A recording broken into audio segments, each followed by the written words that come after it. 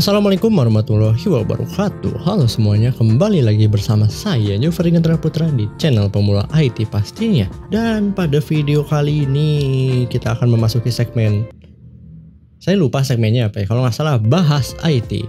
Oke, pada video kali ini sebenarnya saya agak pusing ya, karena VGA ini atau graphic card ini banyak yang baru ya, kayak RTX 40 series, Radeon RX 7000 series gitu kan. Dan dengan adanya beberapa GPU yang baru dan juga dengan persaingan harga dari AMD ataupun Nvidia, otomatis VGA jadul tuh jadinya banyak yang harganya turun. Dengan beberapa riset yang saya sudah riset, pokoknya saya udah riset tadi beberapa VGA di online, VGA bekas lebih tepatnya, yang bisa dijadikan pilihan buat rakitan PC gaming kere-hore yang tentunya performanya masih bisa kalian andalkan. Nah, kira-kira GPU-nya apa aja gitu, dan kira-kira bisa nggak sih buat gaming kedepannya gitu, masih lancar nggak sih buat di resolusi minimal 1080? Oke, saya akan memberikan beberapa rekomendasi GPU yang range harganya mungkin dari sekitar 600 ribuan sampai 1,5 jutaan, dan tentu saja itu merupakan VGA bekas yang bisa kalian beli untuk rakitan PC. Dan juga saya akan menambahkan beberapa pasangan CPU-nya yang cocok buat GPU ini. Namun ada beberapa persyaratan agar VGA tersebut tuh bisa masuk ke rekomendasi kali ini. Oke, syarat yang pertama yaitu memiliki arsitektur yang gak terlalu jadul, minimal misal Nvidia 600 series ke atas. Yang kedua, memiliki VRAM minimal 2GB, karena VRAM 1GB untuk beberapa game saat ini di resolusi 1080p ya, mau berharap apa gitu. Sebenarnya bisa dia di 720p gitu, tapi kan zaman sekarang udah banyak yang punya monitor 1080p, dan monitor 1080p juga udah murah gitu. Jadinya saya minimal rekomendasiin VGA yang punya VRAM 2GB, ditambah untuk kebutuhan 3D ataupun untuk kebutuhan editing minimal 2GB lah. Oke, yang ketiga ini opsional tapi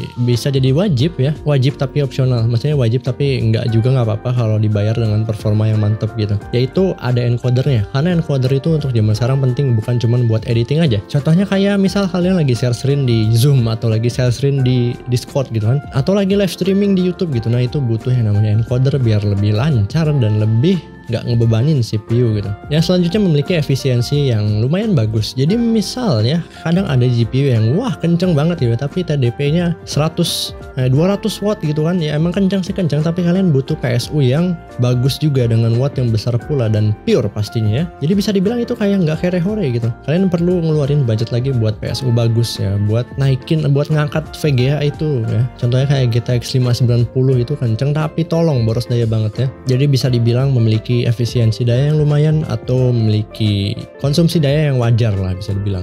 Oke, yang terakhir, syarat terakhir itu bisa bermain games minimal GTA 5 lah. GTA 5 di resolusi 1080p dengan lancar di 30 fps, itu pun udah minimum banget ya. Nggak boleh di bawah itu, karena ini resolusi 1080p ya. Oke, langsung saja ini berikut beberapa rekomendasi VGA card atau GPU atau graphic cards atau ada RAM rupanya. Ya, oke, let's go. Oke, langsung saja kita mulai dari yang pertama. Mungkin kita mulai dari Nvidia, dan kita mulai dari yang paling murah dulu, yaitu ada GTX 745. Untuk spek dasarnya yaitu memiliki VRAM 4GB, memory type-nya DDR3, dan memiliki bus width 128 bit. Untuk spek lengkapnya bisa dilihat pada tulisan berikut. GTX 745 ini merupakan graphic card buatan Nvidia yang diluncurkan pada tahun 2014. Nah, mungkin kalian agak asing gitu kan ngedenger GTX 745. Biasanya mungkin 750 atau 650 atau 1050. Nah, GTX 745 ini yang merupakan penerus dari GTX 645 ini merupakan VGA card OEM-nya Nvidia. Nah, ini sebenarnya bukan gaming graphic card ya, tapi sebenarnya bisa dipakai untuk gaming. Teman-teman bisa dilihat pada tabel berikut, GTX 745 itu performanya mirip-mirip dengan GTX 650. Dan juga walaupun memory type-nya DDR3, namun karena ini menggunakan arsitektur Maxwell atau Nvidia 700 series, jadinya performa gamingnya cukup baik di resolusi 1080p. Ditambah juga memiliki VRAM yang cukup besar yaitu 4GB. Lalu GTX 745 ini juga memiliki encoder NVENC. Jadi encoder NVENC ini membantu buat kalian kalau mau lagi streaming, mau share screen di Discord, atau sesimpel virtual meeting. Dan juga ini membantu buat para video editor, karena akselerasi NVENC ini sangat dibutuhkan untuk beberapa pekerjaan yang sudah saya sebutkan tadi. Dan juga ini sudah mendukung DirectX 11, dimana untuk beberapa game modern zaman sekarang tuh minimal ya DirectX 11 lah. Karena kalau misalnya kayak GTX 200 series walaupun performanya kenceng, tapi itu boros daya dan hanya mendukung DirectX 10. Dan juga ini memiliki konsumsi daya yang relatif rendah, yaitu memiliki TDP yang hanya 55 watt. Dan juga karena TDP 55 watt, jadi ini nggak butuh yang namanya pin power VGA. Ini cocok buat kalian yang pingin rakit PC dengan hemat daya ya tentunya. Dan juga ini harganya sangat terjangkau dan bisa dicari ya banyak di marketplace yang jual dengan harga 600 ribuan. Menurut saya daripada kalian pilih GTX 650 yang harganya juga mirip-mirip, lebih baik kalian pilih GTX 745 yang performanya mirip-mirip dengan VRAM yang lebih besar. Dan juga karena arsitekturnya lebih baru, teman-teman bisa dapat fitur dan teknologi yang lebih baru juga dari GTX 650, kayak versi NVENC-nya, versi DirectX-nya, versi CUDA-nya, dan lain sebagainya. Tapi bisa dibilang ini 4GB tuh nggak akan bisa dimaksimalkan sepenuhnya ya, karena ya itu tadi performanya ini hanya mirip-mirip GTX 650, dimana GTX 650 itu cuman ada versi 1GB dan 2GB, dan ya itu cukup-cukup aja. Jadi kalau kalian main game berat terus settingannya rata kanan, walaupun VRAM-nya 4GB, kalian hanya bisa memanfaatkan mungkin 2-3GB karena performa atau GPU-nya hanya sanggup merender lebih dikit FPS ya, jadi nggak bisa manfaatin VRAM yang banyak itu. Jadi bisa dibilang 4GB ini kalau untuk gaming dan skenario tertentu mungkin nggak akan terlalu kepake. Dan juga ini karena OEM ya, jadi ini nggak memiliki pendinginan yang canggih, tapi bisa ditoleransi juga karena ini TDP-nya hanya 55 watt, jadi ya nggak panas-panas banget lah. Dan juga ini nggak ngedukung fitur kayak NVIDIA G-Sync atau nggak AMD FreeSync. Nah, GTX 745 ini cocok buat kalian yang pengguna atau user yang pengen rakit PC dengan budget terbatas dan pengen gaming di resolusi 1080p dengan grafis tengah ke kiri lah. GPU ini juga cocok buat kalian konten kreator atau nggak 3D artist buat belajar awal-awal karena memiliki encoder NVENC dan juga versi CUDA-nya nggak terlalu jadul. Dengan harga 600 ribuan ini kalian bisa dapat VGA GTX 745 yang bisa main Valorant, CSGO, GTA 5, Apex Legends, bahkan PUBG PC. Namun untuk game AAA kayak RDR2 ya sebaiknya jangan terlalu gegabah. Mungkin kalian bisa main di resolusi 720p rata kiri ya pakai GPU ini. Untuk CPU yang cocok atau pasangan CPU yang cocok untuk GPU ini mulai dari Intel Core i3 generasi 2 ya, kayak Intel i3 2100 dan kawan-kawannya, terus bisa juga i3 Gen 3, i3 Gen 6, dan mentok-mentok i3 Gen 9. Sebenarnya juga bisa pakai i3 Gen 10, cuman kerasa ya bottlenecknya. Lalu kalau dari i5 bisa i5 generasi kedua juga minimal, atau i5 generasi keempat, dan mentok-mentok generasi ke-6. Di atas itu udah kerasa GPU bottlenecknya. Kalau i7 sebenarnya yang kayak Revore atau yang jadul itu saya nggak rekomendasiin karena harganya masih overpriced. Tapi kalau kalian butuh multi-core bisa pilih i7 generasi kedua. Lalu kalau dari Ryzen ada Ryzen 3200, Ryzen 5600, dan ya Ryzen 3 3100 lah. Karena gini, kalau misal kalian punya Ryzen 3 2200G atau 3200G, mungkin buat performa kayak misal content creation atau nggak 3D modeling mungkin akan lebih ngangkat dibandingkan pakai iGPU-nya Radeon. Tapi untuk performa gaming, Radeon Vega 8 di Ryzen 3 2200G ini mirip-mirip performanya sama GTX 745 dan GTX 650. Jadi kalau kalian mau rakit PC dari awal ya minimal Ryzen 3 1200 deh yang harganya murah banget. Tapi kalau kalian misal mau upgrade VGA dari Radeon Vega 8 yang ada di Ryzen 3 2200G ya saya nggak rekomendasiin dari buat upgrade ke VGA ini. Ya, kalau kalian pakai 2200G, mungkin nanti ada ya di rekomendasi selanjutnya. Terus bang, kalau misal VGA AMD yang jadul gimana? Saya belum bahas ya bahwa CPU AMD tuh yang jadul-jadul agak susah dibilang worth it untuk dibeli. Kecuali kayak Athlon X48, saya lupa nanti saya masukin ya, itu udah ada instruksi AVX2. Jadi fiturnya nggak terlalu jadul lah. Terus kalau AMD FX sebenarnya itu lebih cocok ke enthusiast kali ya. Kalau buat gamers atau enggak user PC yang pingin performa gaming yang mantap dan konsumsi daya yang relatif rendah ya itu saya nggak rekomendasiin AMD FX series. Lalu ada Athlon X6 itu multi-core kenceng tapi ya ujung-ujungnya kalah sama Intel dari segi efisiensi tentunya. Oke, nanti akan saya bahas. Nah, mungkin kalau sebelumnya kalian punya APU dari AMD A4 atau AMD A10 atau AMD A8 gitu, terus pengen upgrade, nah itu bisa dijadikan pilihan buat kalian. Tapi kalau kalian baru mau rakit gitu saya nggak rekomendasiin AMD Carry-Hore ya. Oke, next di rekomendasi kedua ada GTX 660. Spek dasarnya yaitu VRAM-nya 2GB, GDDR5 192 bit. Untuk spek lengkapnya bisa dilihat pada tulisan berikut ya. Nah, GTX 660 ini sebenarnya lebih jadul dari yang tadi yaitu GTX 745 karena dirilis pada tahun 2012 ya.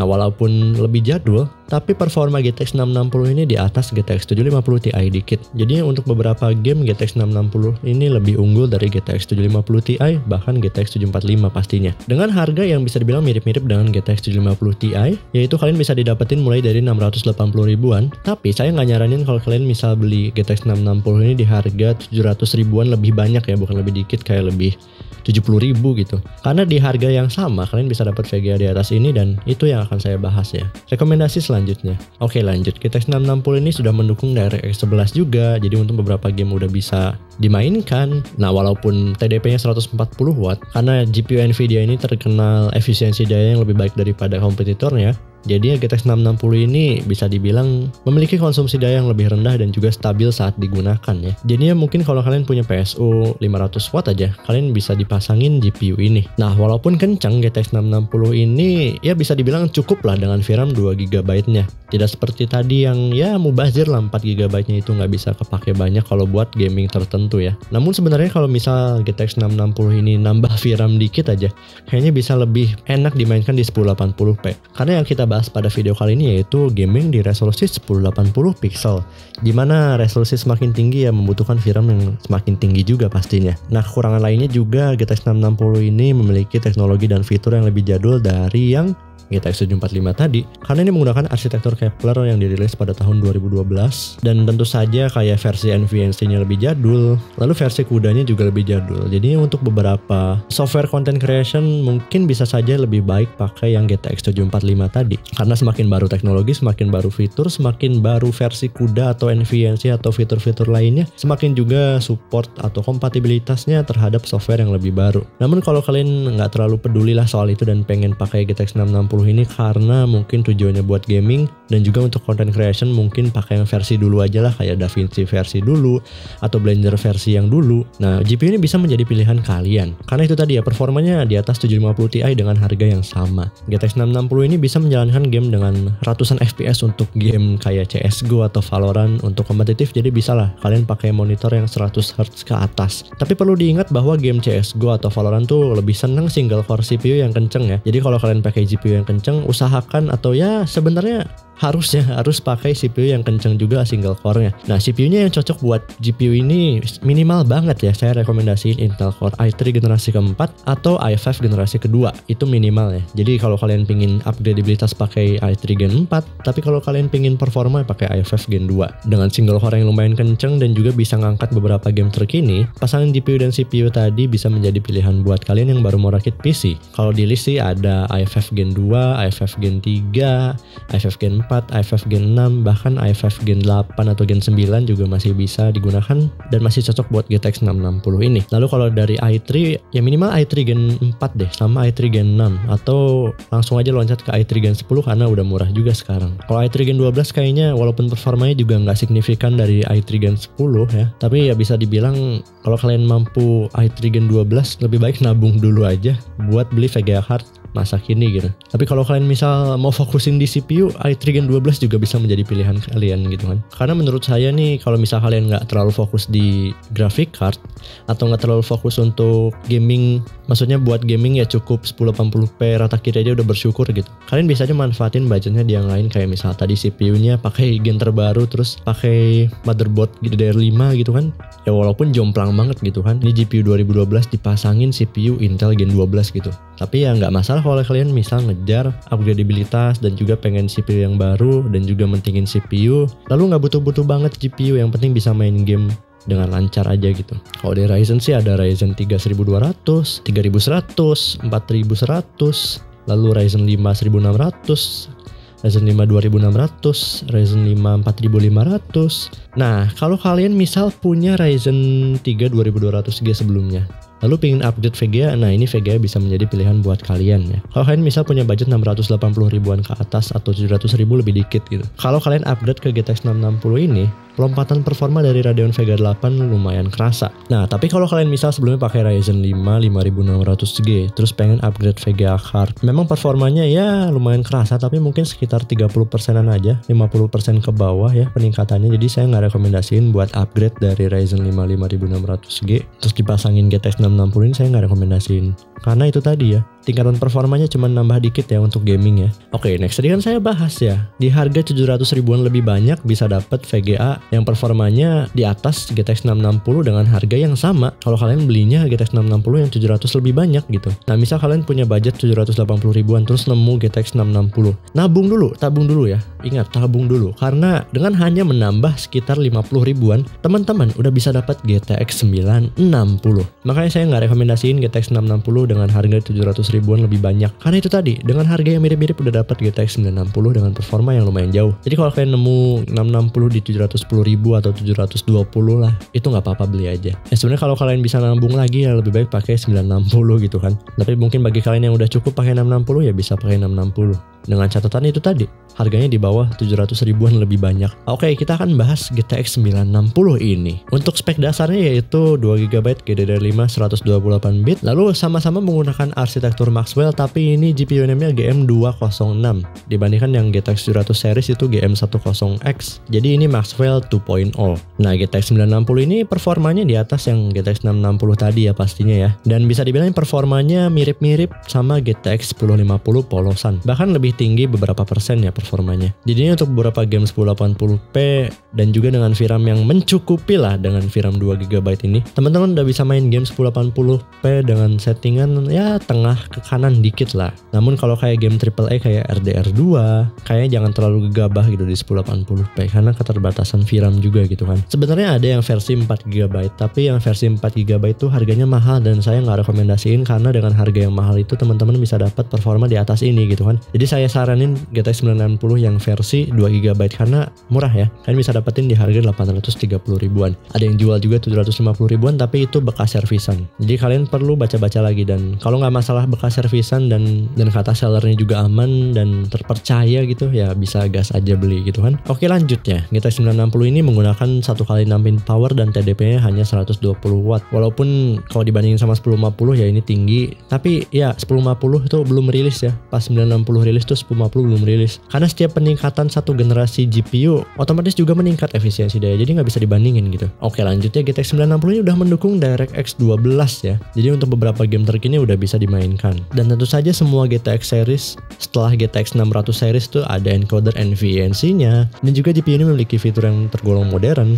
Dan tentu saja dengan harga yang terjangkau ini kalian bisa dapat performa yang mirip-mirip sama 1050 polosan, bahkan bisa lebih tinggi beberapa persen gitu. Namun gini ya, GTX 960 ini walaupun performanya kenceng tapi terbatas oleh VRAM. Jadi kalau kalian misal main game di resolusi 1080p rata tengah gitu kan, nah lancar-lancar aja tuh. Tapi pas misal kalian mentokin kanan, nah itu bakal kerasa banget drop FPS-nya ya. Karena itu tadi ya, semakin tinggi settingan di resolusi yang sama juga bakal makan banyak VRAM. Sama halnya dengan kalian misal pakai settingan rata tengah di 1080p terus pengen naikin ke 1440p. Nah dengan VRAM yang terbatas ini ya bisa jadi performanya bakal jadi drop gitu kan. Tapi ya itu bisa ditoleransi karena ini performanya udah cukup oke di 1080p.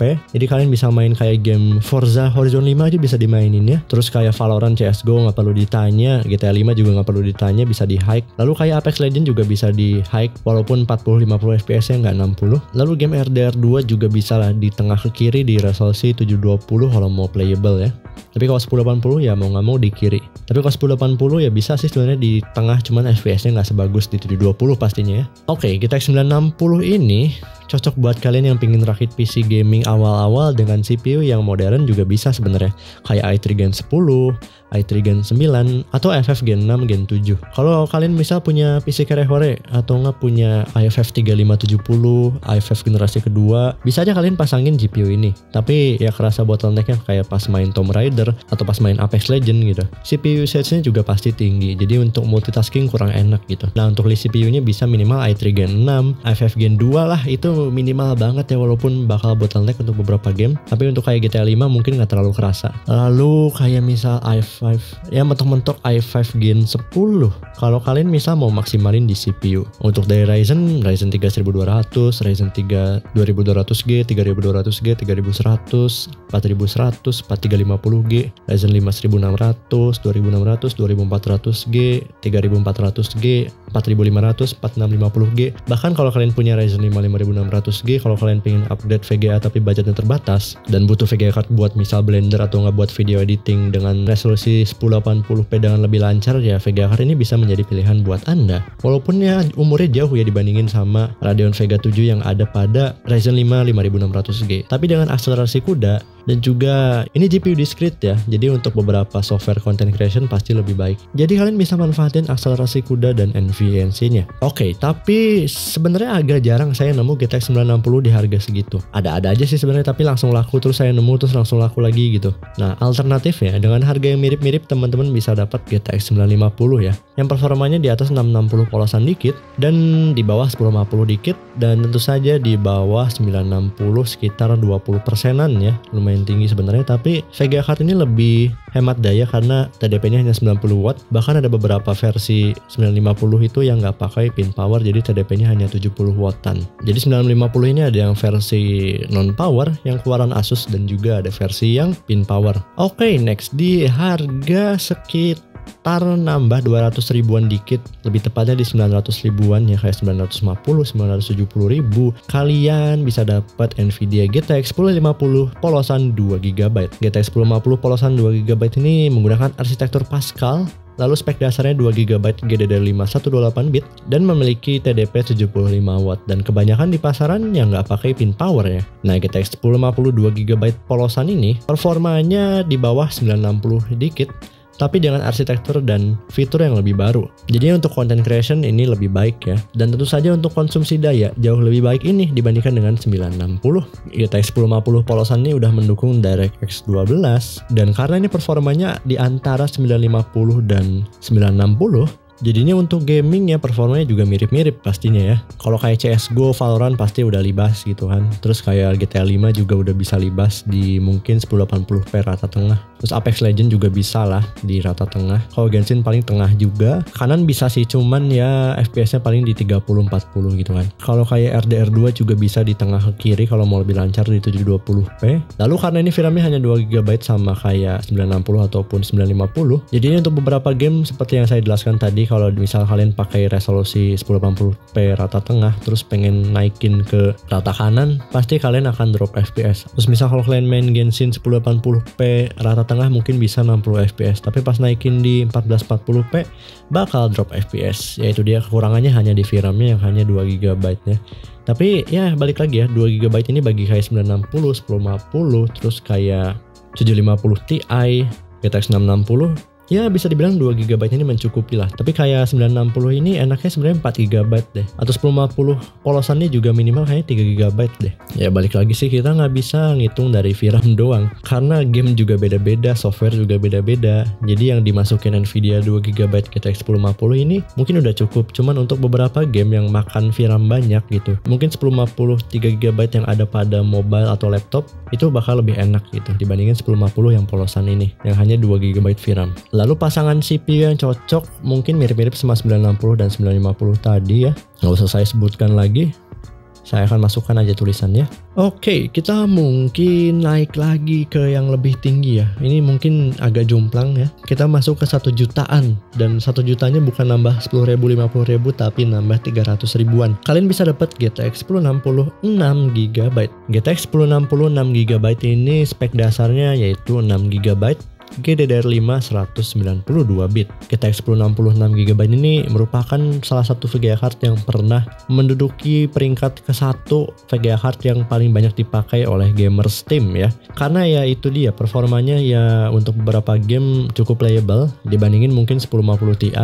1050 Ti itu kenceng, cuman ada beberapa gamers yang mungkin di resolusi 1080p nggak rata 60 FPS lah, atau mungkin sering ngerasa drop FPS karena VRAM-nya yang hanya 4GB. Jadi ini 1060 dengan VRAM 6GB ini bisa dibilang GPU kelas menengah yang bisa dibilang cukup ya, karena harganya dulu nggak terlalu mahal juga, nggak semahal 1070 dan juga nggak seboros daya 1070 atau bahkan 1080 gitu, dengan performa yang udah cukup buat beberapa game modern saat itu. GPU ini memiliki TDP yang sama 960 yaitu 120 watt dan juga hanya membutuhkan 1 kali 6 pin power. Nah, dengan VRAM 6GB dan performa yang mantap ini bisa disaingkan dengan RX 580 ya. Tapi kalau soal efisiensi daya ini jauh lebih baik daripada RX 580. Kalian bisa main game ya 1080p dengan lancar di banyak settingan, bahkan highest pun kalau Genshin juga bisa, GTA 5 juga bisa pastinya, Apex Legends juga bisa dengan VRAM yang 6GB ini di 1080 gitu kan. Lalu RDR2 bisa rata tengah gitu kan di 1080 dengan lancar banget. PUBG PC juga, dan tentu saja CSGO, Valorant gitu ya bisa banget dimainkan di VGA card ini dengan sangat playable ya. Jadi untuk gamer kompetitif ini juga cocok. Dengan arsitektur Pascal juga tentu saja ini fitur dan teknologinya juga termasuk modern. Jadi untuk kayak content creation dan juga bahkan 3D modeling ya, buat 3D artist ini sangat bisa diandalkan karena memiliki VRAM yang besar. Jadi untuk 3D modeling ataupun video editing dengan resolusi yang tinggi juga bisa digunakan menggunakan VGA card ini. Bukan digunakan sih, dikerjakan ya. Untuk pasangan CPU yang cocok, minimal banget i5 Gen 4, tapi itu udah kerasa bottleneck untuk game kayak AAA kayak RDR2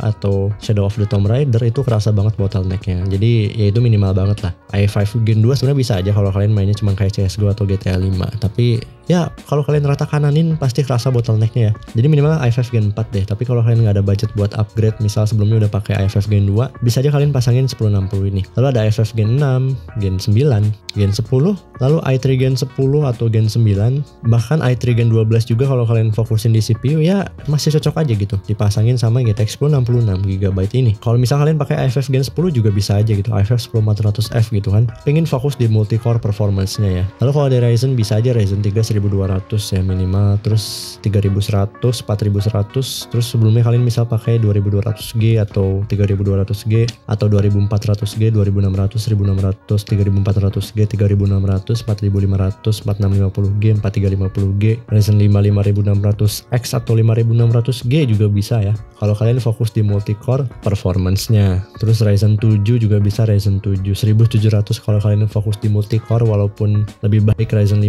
5600X gitu kan. Lalu Ryzen 7 2700X atau Ryzen 7 5700 mungkin kerasa ya bottlenecknya itu. Mungkin Ryzen 7 5700 cocoknya sama RTX series minimal 3060 lah. Kayaknya jomplang gitu Ryzen 5000 series, apalagi Ryzen 7 dipasangin GPU keluaran tahun 2017 gitu kan. Oh ya, kalau kalian misal susah nemuin 1060 6GB, kalau kalian misal pengen ngejar performa dan nggak main 1080p terus-terusan rata kanan, kalian bisa pilih 1060 3GB dengan catatan harganya 1,2 jutaan lebih dikit. Karena kalau kalian beli 1,3 jutaan ya agak mahal sebenarnya. Cuma dapat VRAM 3GB gitu kan dengan performa 1060 yang kenceng. Oke, kalau kalian misal pengen nabung lagi gitu, kalian masih sabar nabung misal sebulanan gitu, nabung sekitar 300 ribuan, kalian bisa dapat GTX 1660 Super. Kenapa yang Super? Karena yang TI harganya mahal-mahal ya, dan 1660 Super ini kalian bisa dapat yang dari brand Furion ya. Brand Furion ini walaupun brand baru tapi garansinya bisa dibilang terjamin. Tapi ini hanya satu dari beberapa kasus ya. Maksudnya teman saya ini baru beli langsung no display. Terus pas klaim garansi walaupun harus menunggu seminggu kalau nggak salah, tapi langsung digantiin sama Furionnya. Jadi bisa dibilang ini mantap lah. Nah, 1660 Super ini GPU keluaran tahun 2019 yang menggunakan arsitektur Turing yang sama digunakan di RTX 2000 series. Lalu GPU NAND-nya TU116, spek dasarnya 6GB, GDDR6 192 bit, dan TDP-nya 125 watt dan butuh 1x8 pin power. Nah, 1660 Super 6GB ini yang merupakan penerus dari 1060 6GB. Menurut saya bisa dibilang ini salah satu average GPU. Maksudnya untuk beberapa game 1080p, karena 1060 6GB aja udah kenceng buat rata kanan 1080p, apalagi ini gitu kan. Jadi untuk gamer kompetitif misal CSGO gitu pingin di 1440p, ini bisa lebih lancar lagi. Oke, lanjut. Arsitektur Turing ini bisa dibilang memiliki efisiensi daya yang baik ya. Kayak 1650 Super yang GDDR6 itu kenceng tapi sangat itu ya, sangat hemat daya sekali. Lalu 1660 Super ini sebenarnya ada yang baru ya, dan itu termasuk terjangkau yang dari Isurix, yaitu GTX 1660 Super 6GB dari Isurix yang harganya 2,2 jutaan. Kalian udah bisa dapat VGA card baru, dan Isurix ini sebenarnya nggak ada masalah sih saya lihat belakangan ini. Dari banyak produknya kayak RX 580 yang sempat populer itu nggak pernah ada dengar masalah gitu kan. GTX 1660 Super 6GB ini performanya bisa dibilang di atas 1066GB lumayan banyak, dan di bawah 2060 dikit, dan performanya mirip-mirip sama 1070 polosan. Dan kenapa saya nggak rekomendasiin 1070? karena harganya lebih mahal dari ini ditambah boros daya yaitu. Walaupun VRAM-nya 8GB, lebih baik kalian pilih 1660 aja deh yang performanya juga lebih kencang dikit dan juga memiliki efisiensi daya yang lebih baik ya. Lalu ini sudah tentu saja mendukung NVENC yang baru, CUDA version yang lebih baru, dan tentu saja ada DirectX 12. Dan ya untuk game kayak Valorant, CSGO libas 200 FPS ke atas gitu kan. PUBG PC bisa 90 FPS-an ke atas ya di 1080p. GTA 5 nggak usah ditanya, rata kanannya 1080p udah. Apex Legends bisa 100 ke atas kanan juga. Lalu RDR 2 game AAA bisa kanan aja. Forza 5 bisa kanan aja. Lalu game apa lagi ya? Shadow of Tomb Raider mungkinnya bisa kanan. Lalu untuk pasangan CPU-nya minimal banget untuk dari Intel, biar nggak terlalu CPU bottleneck mungkin minimal i5 Gen 6. i5 6400 itu minimal banget. Kalau misal i3 ada i3 Gen 10, i3 Gen 9, lalu i5-nya i5 Gen 10, Gen 12 juga bisa, i3 Gen 10, i5 Gen 10, udah nyebutin tadi ya. i7 Gen 10 juga bisa kalau kalian pingin multi-core, i5 Gen 9. Kalau dari Ryzen minimal mungkin Ryzen 3 4100 deh, atau Ryzen 3 3100. Ryzen 5 2600 juga bisa, 3600, 4500, 4650G, 4350G. Dan kalau misal 3200G atau 2200G itu 4 core 4 thread, jadi untuk beberapa game mungkin agak kurang nyaman. Tapi kalau kalian sebelumnya udah punya dan pengen upgrade bisa-bisa aja. Lalu 5600G, 5600X, 5700X juga bisa. Lalu 2700, 3700 juga bisa. Ya, pokoknya CPU-CPU modern udah bisa dipasangkan dengan GPU ini. Oke, mungkin untuk AMD saya pisah saja karena videonya udah terlalu panjang ya. Jadi untuk AMD saya akan buatkan lagi satu video, tapi nggak akan lama-lama, paling maksimal 2-3 hari ya saya akan uploadnya. Jadi saya nggak akan penutupan karena kita akan lanjut part 2.